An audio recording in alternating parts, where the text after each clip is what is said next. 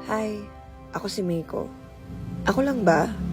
Minsan may mga araw talaga na parang ayokong mag-function. Gusto ko lang humiga.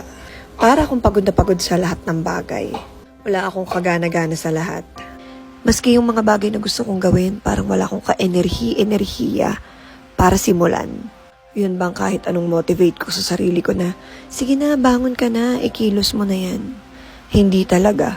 Blanko yung utak ko. Tapos, walang gana yung katawan ko. Kahit minsan, pag nagkakaganon ako, pinipilit ko naman.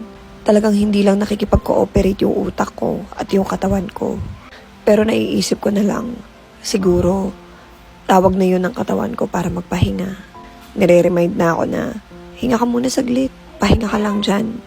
Hindi naman porket nagpahinga ka ng isang buong araw o ng ilang oras, tinapos mo na yung buhay mo eh.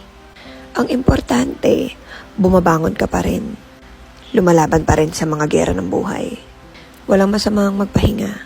Ang importante, alam mo kung paano at kailan ka gagalaw ulit. Relate ba kayo? Comment nga.